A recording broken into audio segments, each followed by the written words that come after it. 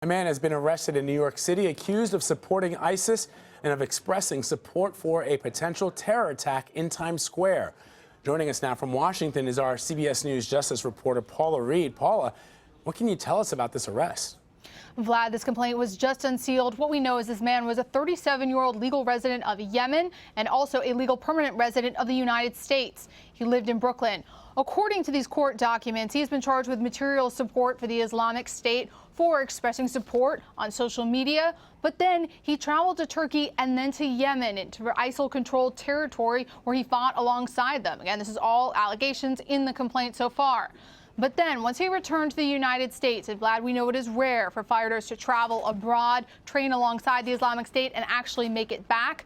And once he made it back, he continued to talk to an undercover human source for the FBI, and he told that source that he supported the idea of attacks in Times Square, similar to the ones that the Islamic State expressed their responsibility for in Nice. So he was saying that he supported the idea of carrying out deadly terrorist attacks here in the U.S., specifically in Times Square, in support of the Islamic State. So, Paula, from what we know then, he trained in an ISIS or ISIL camp.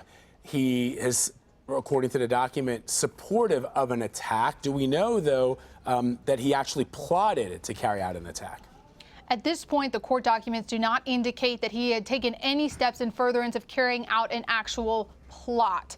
In the court documents, though, however, they don't detail everything that they have. There's about 3 years covered in these documents, and the complaint is only about 18 pages long. So clearly, we don't know everything the FBI knows. There are instances, Vlad, where they'll make an arrest and only give us some of their evidence, enough to support the charges to get someone behind bars.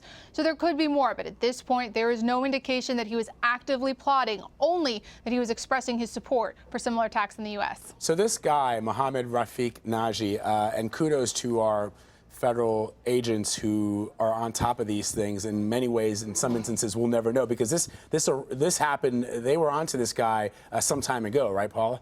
Exactly. That's why they have this long timeline of his activities. It seemed that they were aware of his social media presence back in 2014. But Vlad, there's nothing illegal about just talking about the Islamic State online. You're protected in this country by freedom of speech.